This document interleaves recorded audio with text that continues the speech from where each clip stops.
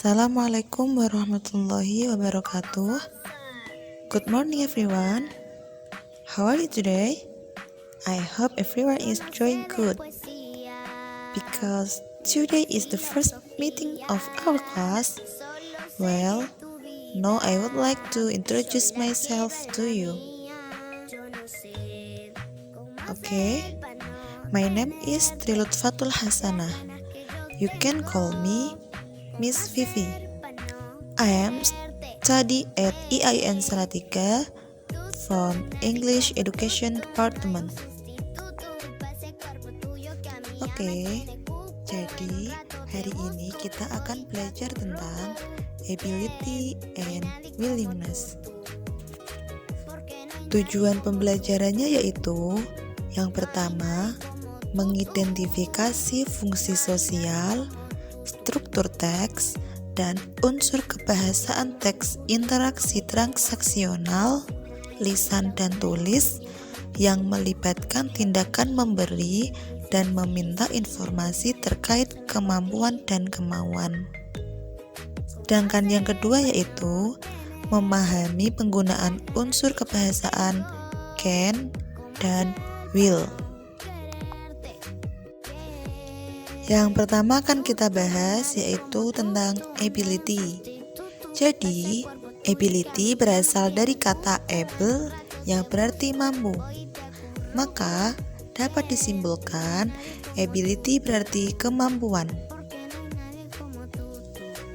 Ability memiliki ciri-ciri yaitu dengan menggunakan kata can yang berarti dapat. Oke. Langsung saja kita pelajari melalui contohnya. Di sini ada kata asking if someone can do something, yang berarti bertanya kepada seseorang apakah seseorang itu mampu melakukan sesuatu. Contohnya, can you? Misalnya, can you sing? Dapatkah kamu bernyanyi? Kemudian, do you know how to sing? Apakah kamu mengetahui bagaimana cara bernyanyi? Do you think you can sing? Apakah kamu berpikir kamu dapat bernyanyi? Kemudian, do you know anything about dancing? Apakah kamu mengetahui tentang menari? Dan yang terakhir, do you have the experience or ability to sing? Apakah kamu memiliki pengalaman atau kemampuan untuk menyanyi?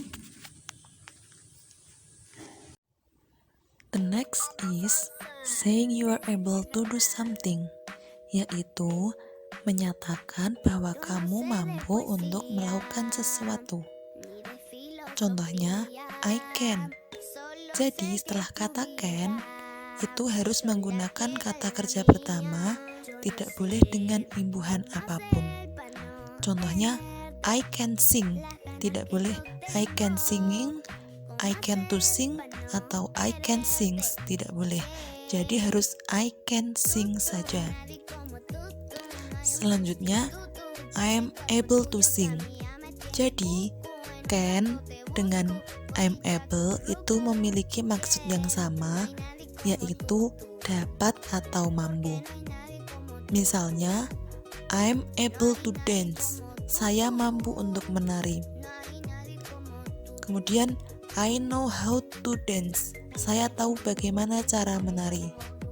I feel capable of dancing. Jadi kalau ada kata of baru menggunakan verb ing. Artinya saya rasa saya mampu untuk menari. I might be able to sing.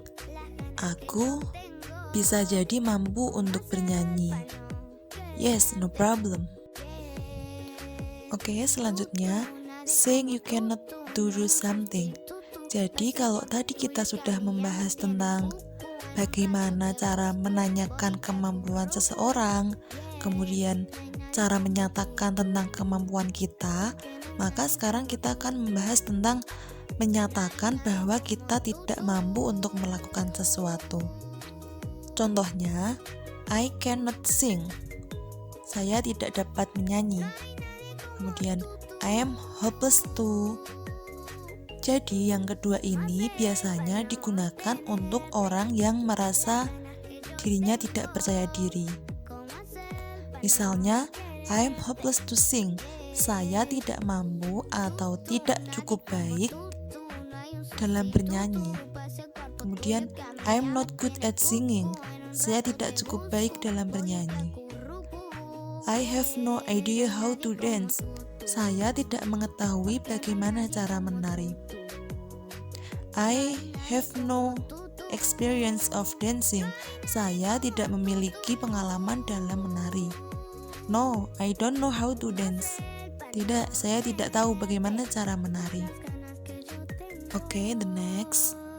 Setelah kita membahas tentang ability, maka selanjutnya kita akan membahas tentang willingness, yang berarti keinginan atau kemauan.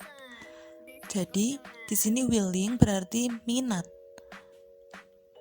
Contohnya, I'm not willing to help you. Saya tidak berminat untuk membantumu.